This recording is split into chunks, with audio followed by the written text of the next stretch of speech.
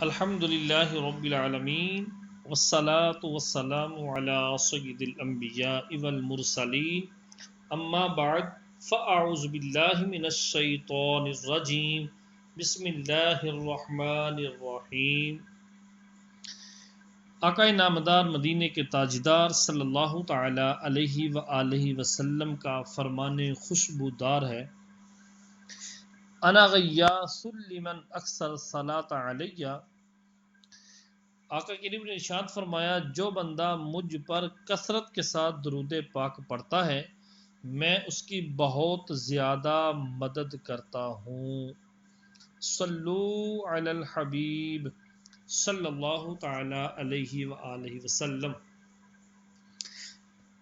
آج کا ہمارا سبق تیمم کن کن چیزوں سے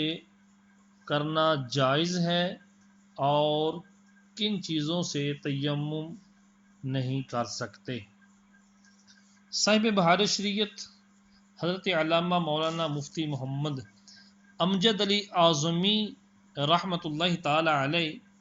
بہار شریعت کی جلد نمبر 1 حصہ نمبر 2 صفحہ نمبر 357 پر ذکر کرتے ہیں، ارشاد فرماتے ہیں کہ کس چیز سے تیمم جائز ہے اور کس سے نہیں۔ اس کے تحت مسائل بیان فرماتے ہیں۔ نمبر 1، تیمم اسی چیز سے ہو سکتا ہے جو جنس زمین سے ہو، اور جو چیز زمین کی جنس سے نہیں اس سے تیمم جائز نہیں۔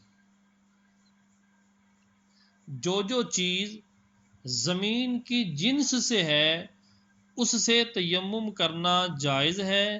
اور اگر وہ زمین کی جنس سے نہیں تو تیمم اس سے نہیں کر سکتے، بشرط یہ کہ وہ چیز جس سے تیمم کرنا ہے وہ پاک ہو۔ مسئلہ نمبر 2، جس مٹی سے تیمم کیا جائے اس کا پاک ہونا ضروری ہے، یعنی نہ اس پر کسی نجاست کا اثر ہو اور نہ ہی ایسا معاملہ ہو کہ خشک ہونے کی وجہ سے نجاست کا اثر ختم ہوا ہو، یعنی ایسی چیز جو زمین کی جنس سے ہے، ایسی مٹی جو زمین کی جنس سے ہے اس پر اگر نجاست گری اور دھوپ کے اثر سے یا ویسے ہی ہوا کے اثر سے خشک ہو گئی تو ایسی زمین کی جنس سے وہ جو مٹی ہے اس سے تیمم جائز نہیں۔ نمبر 3، جس چیز پر نجاست گری اور سوکھ گئی اس سے تیمم نہیں کر سکتے، اگرچہ نجاست کا اثر باقی نہ ہو، البتہ نماز اس پر پڑھ سکتے ہیں۔ یہ وہی بات جو میں نے عرض کی کہ نجاست گری اور گر کر وہ جگہ وہ چیز خشک ہو گئی، سوکھ گئی، نجاست کا اثر جاتا رہا تو پھر بھی اس سے تیمم نہیں کر سکتے، البتہ نماز اس پر پڑھنا جائز ہے۔ نمبر 4، یہ وہم کہ کبھی نجس ہوئی ہوگی فضول ہے، اس کا اعتبار نہیں۔ یعنی انسان کسی جگہ پہ بیٹھا ہے تیمم کرنے کے لیے تو دل میں ارادہ آ گیا، دل میں یہ وہم آ گیا، خیال آ گیا کہ یہاں سے میں تیمم کرنے لگا ہو سکتا ہے یہ پلید ہو سکتا ہے یہاں پہ کبھی نجاست ہوئی ہو، تو اس وہم کا کوئی علاج نہیں، یہ وہم کرنا، خیال ایسا کرنا یہ فضول ہے۔ اگر آپ کو یقین ہے کہ یہ ناپاک ہے تو پھر تو تیمم جائز نہیں، اگر یقین نہیں خالی وہم اور خیال ہے تو اس کا اعتبار نہیں، وہاں پر اس مٹی سے تیمم کرنا، اس جگہ سے تیمم کرنا جائز ہے۔ نمبر 5، جو چیز آگ سے جل کر راکھ ہوتی ہے، جو چیز آگ سے جل کر راکھ ہوتی ہے، نہ پگھلتی ہے نہ نرم ہوتی ہے، وہ زمین کی جنس سے ہے۔ صدر الشریعہ علیہ رحمہ ایک ہمیں کلیہ بیان کر رہے ہیں کہ جو چیز آگ سے جل کر نہ راکھ ہوتی ہے نہ پگھلتی ہے نہ نرم ہوتی ہے، نہ راکھ ہوتی ہے نہ پگھلتی ہے نہ نرم ہوتی ہے، وہ چیز زمین کی جنس سے ہے، اس سے تیمم جائز ہے۔ مثلا ریتا، چونا، سرما، ہڑتال، گندھک، مردہ سنگ، گھیرو، پتھر، زبرجد، فیروزہ، عقیق، زمرد وغیرہ، یہ جواہر ہیں، پتھر ہیں یہ چیزیں، اور یہ چونا، سرما، ہڑتال، گندھک وغیرہ یہ آپ سمجھتے ہیں، یہ وہ چیزیں ہیں کہ جن سے تیمم جائز ہے، یا پھر پتھر ہو، زبرجد ہو، فیروزہ ہو، عقیق ہو، یہ بھی پتھر ہیں، ان سب سے تیمم جائز ہے اگرچہ ان پر غبار نہ ہو۔ ان کے اوپر غبار کا ہونا ضروری نہیں، مٹی وغیرہ کا ہونا، ان کے اوپر مزید لگا ہوا ہونا، اس بات کا ہونا ضروری نہیں ہے۔ اگر غبار نہیں ہے تب بھی ان چیزوں سے تیمم کر سکتے ہیں۔ نمبر 6، پکی اینٹ، چینی یا مٹی کے برتن سے جس پر کسی ایسی چیز کی رنگت ہو جو جن سے زمین سے ہے، جیسے گیرو، ایک قسم کی لال مٹی ہوتی ہے، یا کھریا، یہ سفید مٹی ہوتی ہے،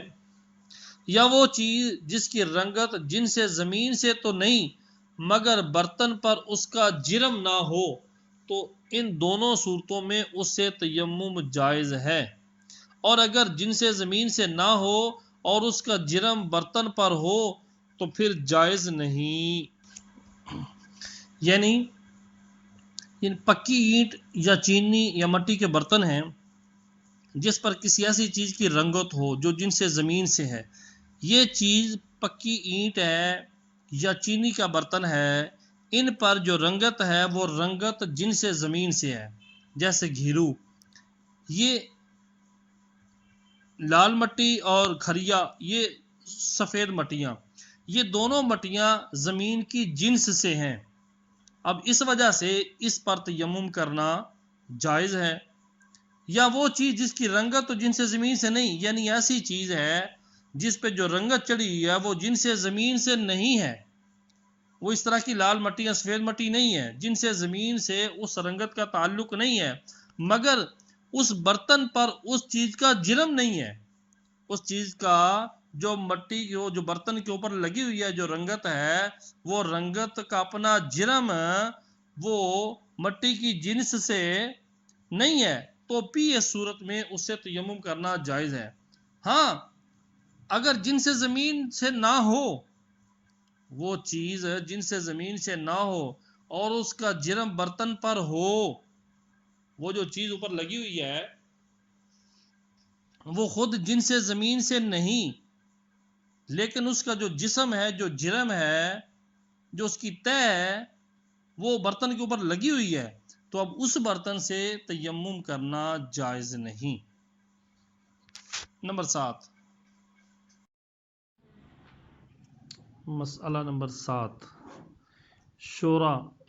جو ہنوز یعنی ابھی پانی میں ڈال کر صاف نہ کیا گیا ہو، اس سے تیمم جائز ہے،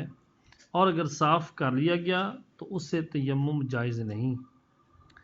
یہ شورا ایک سفید مادہ ہوتا ہے جو بارود کے طور پر استعمال ہوتا ہے، تو اگر تو اس کو پانی میں ڈال کر صاف کر لیا گیا تو اسے تیمم جائز نہیں، اور اگر صاف نہیں کیا تو تیمم کر سکتے ہیں۔ نمبر 8، جو نمک پانی سے بنتا ہے اس سے تیمم جائز نہیں، اور جو کان سے نکلتا ہے جیسے سیندھا نمک، اس سے تیمم جائز ہے۔ نمبر 9، جو چیز آگ سے جل کر راکھ ہو جاتی ہے جیسے لکڑی، گھاس وغیرہ، یا پگھل جاتی ہو یا نرم ہو جاتی ہو، جیسے چاندی، سونا، تانبا، پتل، لوہا وغیرہ دھاتیں، اور وہ زمین کی جنس سے نہیں تو ان سے تیمم جائز نہیں ہے۔ قاعدہ کلیہ یہ بیان فرما رہے ہیں کہ جو چیز آگ سے جل کر راکھ ہو جاتی ہے، جس کو آگ جلا دے، راکھ کر دے، جیسے لکڑی ہے، گھاس ہے، یا وہ چیز پگھل جائے، نرم ہو جائے، سونا، چاندی، تانبا، پتل وغیرہ، یہ دھاتیں وغیرہ جو ہیں یہ زمین کی جنس سے نہیں تو ان سے تیمم بھی جائز نہیں۔ ہاں، یہ دھاتیں اگر کان سے نکال کر پگھلائی نہ گئیں کہ ان پر مٹی کے اجزاء ہنوز باقی ہیں، مٹی کے اجزاء بھی باقی ہیں تو ان سے تیمم جائز ہے، اور اگر پگھلا کر صاف کر لی گئیں اور ان پر اتنا غبار ہے کہ ہاتھ مارنے سے اس پر اثر ہاتھ کا ظاہر ہوتا ہے تو اس غبار سے تیمم جائز ہے، ورنہ نہیں۔ یعنی جس طرح ہم پیچھے بیان کر کے آئے ہیں، جس طرح دری اور کمبل وغیرہ کیس کے اوپر، ان چیزوں سے تیمم تو جائز نہیں ہے، لیکن اگر ان پر اتنا غبار ہو کہ ہاتھ مارا جائے تو ہاتھ کی انگلیوں کے نشان پڑ جائیں تو اس صورت میں ان سے تیمم جائز ہے۔ تو یہی چیزیں، یہ جو دھاتیں ہیں، ان کے اوپر بھی اگر اس طرح کا غبار ہو کہ ہاتھ مارنے سے نشانات پڑ جائیں تو اس سے تیمم جائز ہے، ورنہ نہیں۔ نمبر 10، غلہ، گیہوں، جو وغیرہ اور لکڑی یا گھاس اور شیشہ پر غبار ہو تو اس غبار سے تیمم جائز ہے، جبکہ اتنا ہو کہ ہاتھ میں لگ جاتا ہو، ورنہ جائز نہیں۔ نمبر 11، مشک و عنبر، کافور، لوبان سے مشک و عنبر، کافور، لوبان وغیرہ سے تیمم جائز نہیں۔ نمبر 12، موتی اور سیپ اور گھونگے سے تیمم جائز نہیں۔ یہ گھونگے ایک قسم کی دریائی کیڑے کا خول ہوتا ہے جو ہڈی کی طرح ہوتا ہے، سیپی یا سنک کی قسم سے ہے، تو ان چیزوں سے بھی تیمم جائز نہیں، اگرچہ یہ چیزیں، یہ خول وغیرہ پسے ہوئے ہوں، اور ان چیزوں کے چونے سے بھی تیمم جائز نہیں ہے۔ نمبر 13، راکھ اور سونے، چاندی، فولاد وغیرہ کے قشتوں سے بھی تیمم جائز نہیں ہے۔ یعنی راکھ، سونا، چاندی وغیرہ کے ذریعے اگر کوئی ایسی چیز بنا لی جائے تو ان سے بھی تیمم جائز نہیں ہوگا۔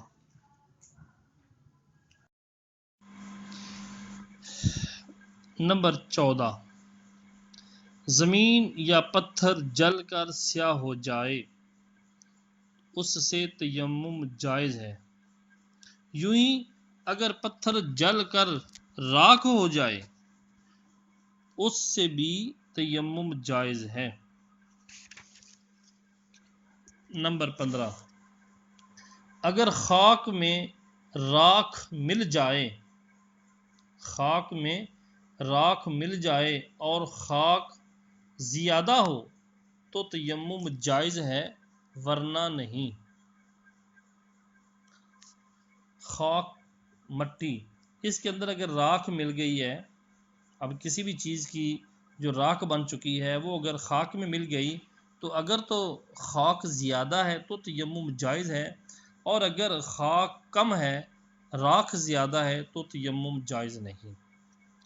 نمبر 16، زرد، سرخ، سبز،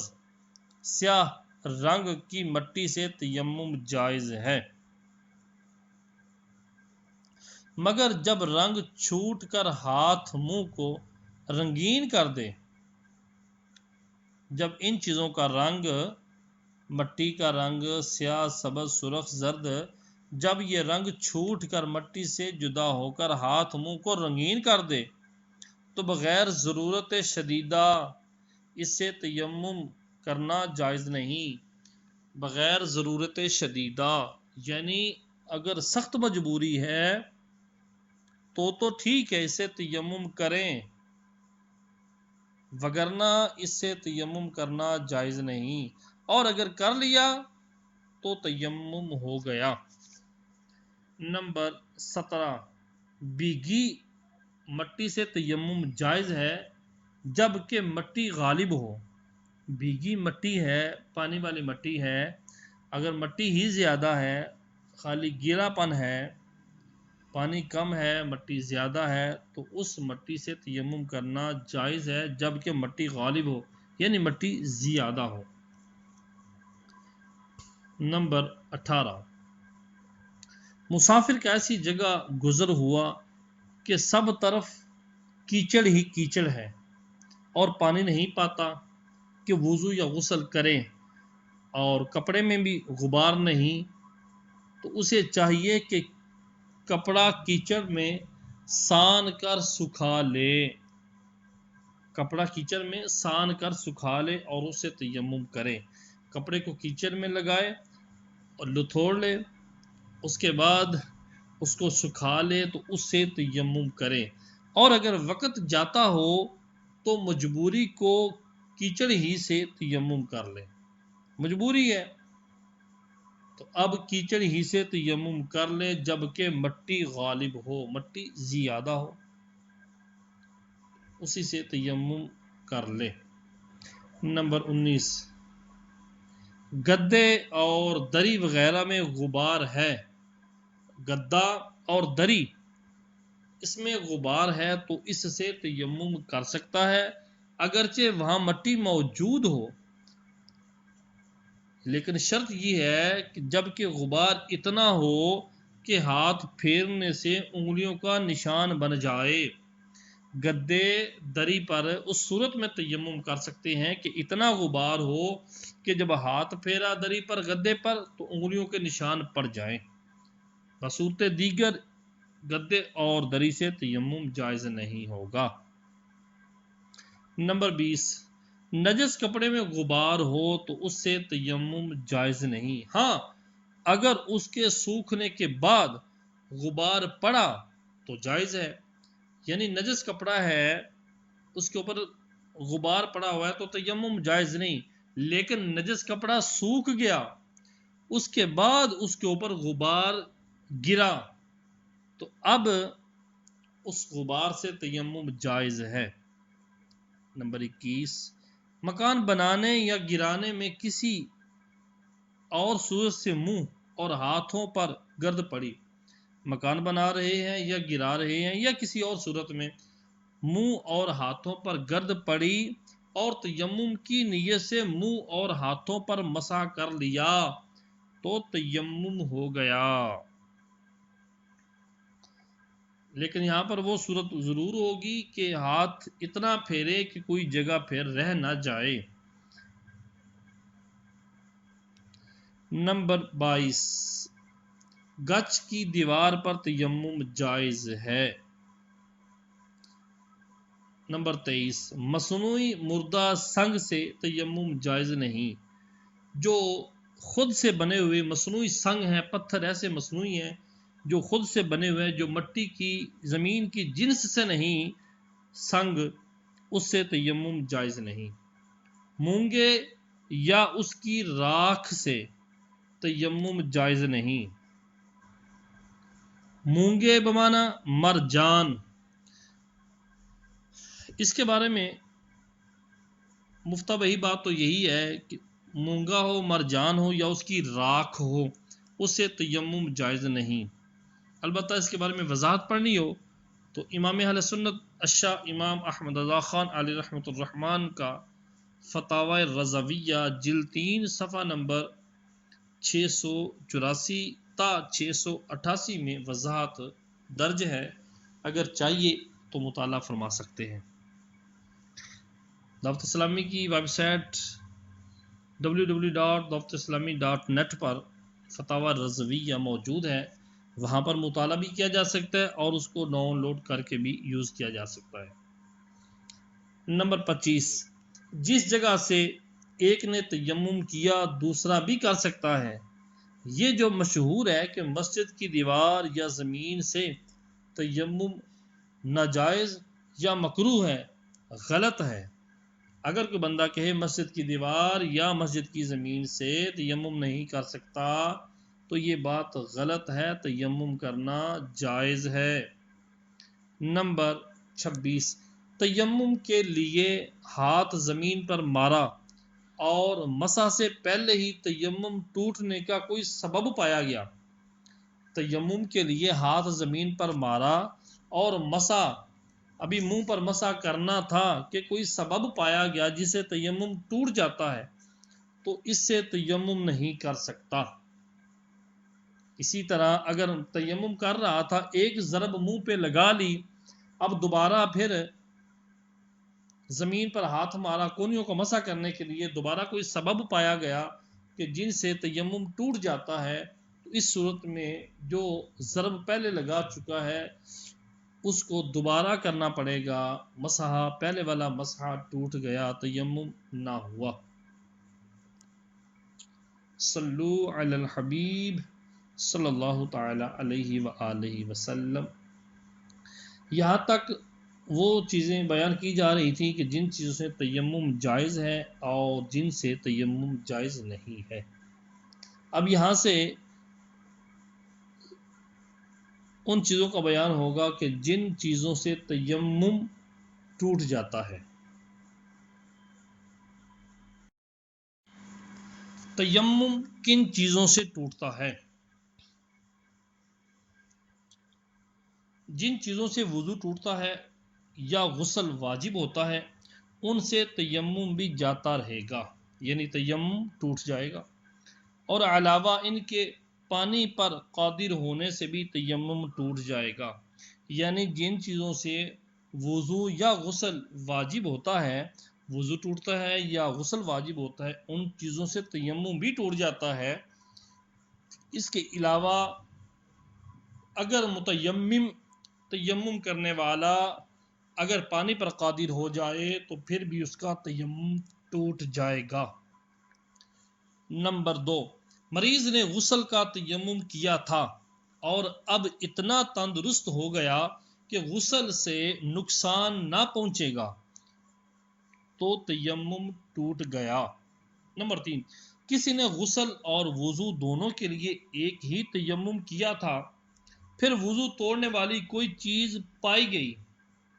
وہ کوئی سبب ایسا پایا گیا جن سے وضو ٹوٹ جاتا ہے،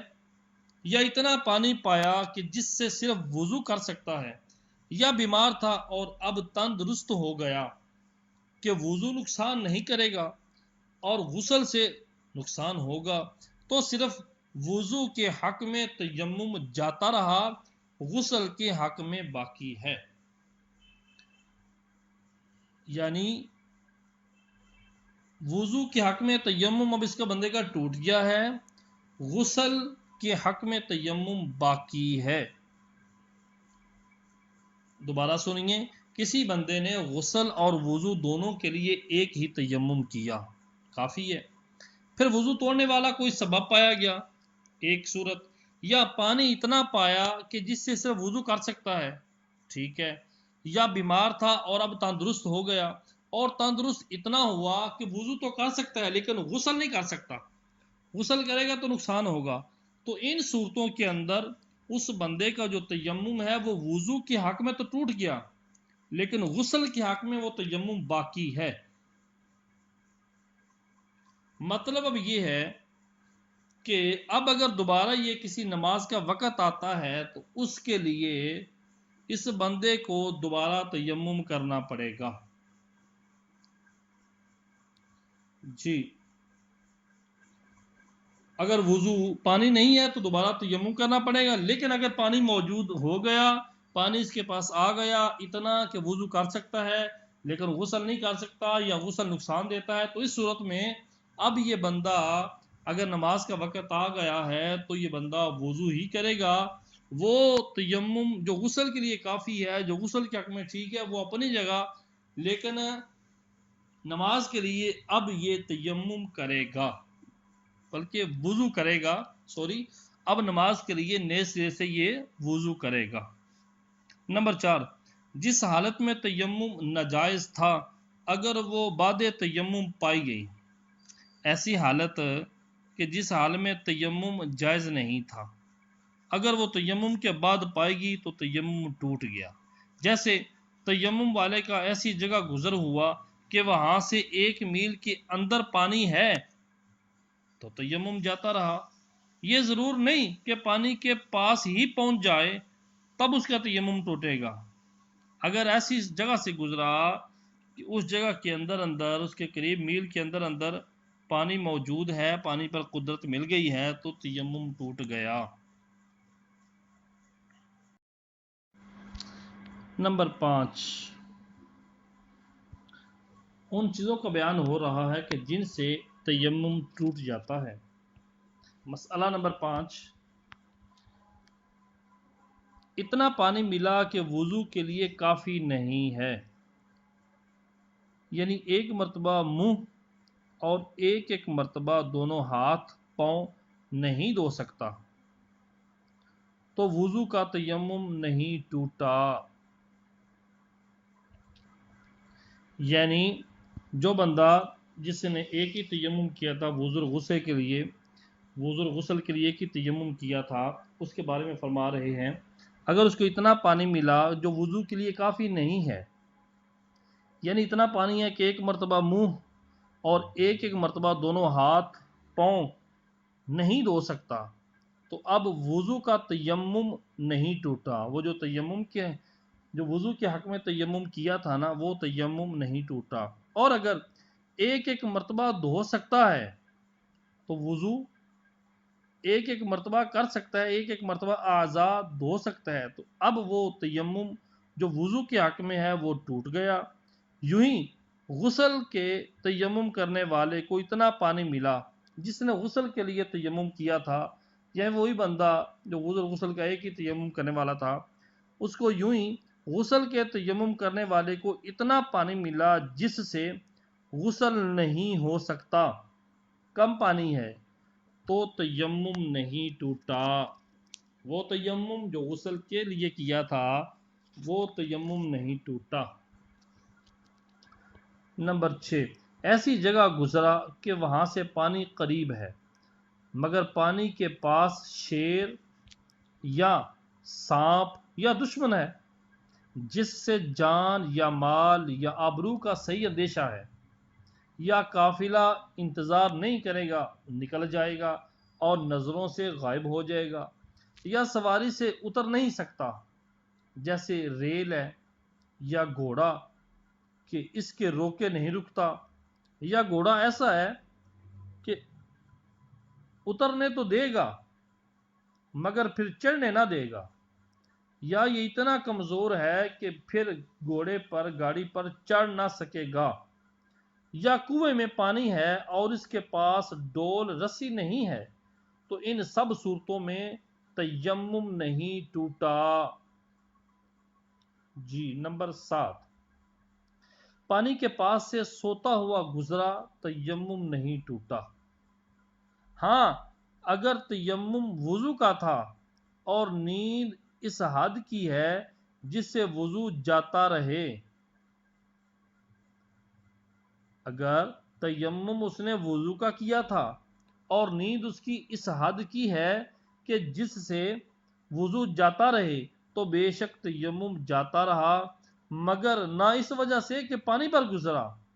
اس وجہ سے نہیں تیمم ٹوٹ رہا کہ وہ بندہ پانی پر سے گزر رہا ہے، پانی کے قریب سے گزر رہا ہے، اس وجہ سے تیمم نہیں ٹوٹا، بلکہ تیمم اس وجہ سے ٹوٹ رہا ہے کہ وہ سو گیا اور ایسی صورت میں سو گیا جس صورت سے وضو ٹوٹ جاتا ہے، تو اس وجہ سے وہ ایسی حالت میں سویا ہوا ہے جس وجہ سے تیمم ٹوٹ جائے گا۔ اور اگر اونگتا ہوا پانی پر گزرا اور پانی کی اطلاع ہو گئی تو ٹوٹ گیا، ورنہ نہیں۔ اونگتا ہوا پانی پر سے گزرا اور پانی کی اطلاع ہوئی تو تیمم ٹوٹ گیا، اگر پانی کی اطلاع نہ ہوئی تو تیمم نہ ٹوٹا۔ نمبر 8، پانی پر گزرا اور اپنا تیمم یاد نہیں۔ پانی پر سے گزر رہا ہے، پانی کے اوپر سے مراد پانی کے قریب سے کہ پانی پر قدرت ہے، پانی لے سکتا ہے، پانی کے پاس سے گزر رہا ہے اور اپنا تیمم یاد نہیں، یہ نہیں یاد کہ میں تیمم سے ہوں، یہ یاد نہیں، جب بھی تیمم ٹوٹ جائے گا۔ نمبر 9، نماز پڑھتے میں گدھے یا خچر کا جھوٹا پانی دیکھا۔ تیمم کر کے نماز پڑھ رہا ہے اور نماز پڑھتے پڑھتے گدھے یا خچر کا جھوٹا پانی دیکھا تو نماز پوری کرے، پھر اس سے وضو کرے، پھر تیمم کرے اور نماز لوٹائے، کیونکہ یہ جھوٹا پانی ہے۔ تو اب کیا کرے؟ نماز پوری کر لے وہ، پھر اس پانی سے، اس جھوٹے مشکوک پانی سے کیا کرے؟ وضو کرے، وضو کرنے کے بعد پھر تیمم کرے اور نماز کا اعادہ کرے، نماز لوٹائے۔ نمبر 10، نماز پڑھتا تھا اور دور سے ریتا چمکتا ہوا دکھائی دیا۔ نماز پڑھ رہا تھا، دور سے سڑک کے اوپر سے ریتا چمکتا ہوا دکھائی دیا اور اسے پانی سمجھ کر ایک قدم بھی چلا۔ اس ریتے کو پانی گمان کر کے ایک قدم بھی چلا، پھر معلوم ہوا کہ وہ ریتا ہے۔ نماز فاسد ہو گئی مگر تیمم نہ ٹوٹا۔ نمبر 12، چند شخص تیمم کیے ہوئے تھے، کسی نے ان کے پاس ایک وضو کے لائق پانی لا کر کہا جس کا جی چاہے اس سے وضو کر لے، تو سب کا تیمم جاتا رہا، اور اگر وہ سب نماز میں تھے تو نماز بھی سب کی گئی، ٹوٹ گئی، اور اگر یہ کہا کہ تم سب اس سے وضو کر لو تو کسی کا بھی تیمم نہ ٹوٹے گا۔ یوں ہی اگر یہ کہا کہ میں نے تم سب کو اس پانی کا مالک کیا، جب بھی تیمم نہ گیا۔ وجہ یہ ہے، پہلی صورت کے اندر جو وضو کے لیے پانی دے رہا ہے وہ پانی ایک بندے کے لائق ہے، تو وہ کہہ رہا ہے جس کا جی چاہے وہ پانی لے لے، تو اب تیمم ٹوٹ جائے گا، کیونکہ کوئی ایک ہی لے گا اور کر لے گا۔ اور اگر اس نے کہا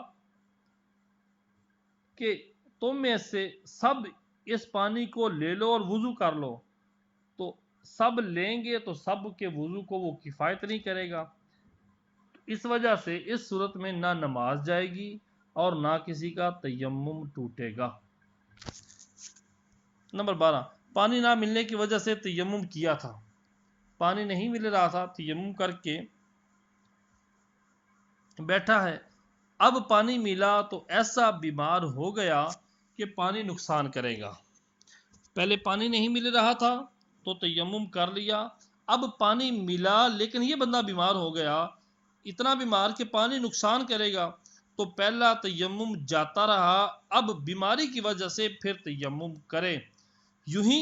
بیماری کی وجہ سے تیمم کیا، اب اچھا ہوا، اب ٹھیک ہو گیا، تو پانی نہیں ملتا، پانی نہیں ملتا تو جب بھی نیا تیمم کرے، پہلے جو بیماری کی وجہ سے تیمم کیا تھا وہ جاتا رہا، اب پانی نہ ملنے کی وجہ سے دوبارہ تیمم کرے۔ نمبر 13، کسی نے غسل کیا مگر تھوڑا سا بدن سوکھا رہ گیا، یعنی اس پر پانی نہ بہا اور پانی بھی نہیں کہ اسے دھو لے، اب غسل کا تیمم کیا، پھر بے وضو ہوا اور وضو کا بھی تیمم کیا، پھر اسے اتنا پانی ملا کہ وضو بھی کر لے اور وہ سوکھی جگہ بھی دھو لے، تو دونوں تیمم وضو اور غسل کے جاتے رہے۔ دوبارہ سنیے، کسی بندے نے غسل کیا مگر تھوڑا سا بدن کا حصہ سوکھا رہ گیا کہ اس پر پانی بہتا،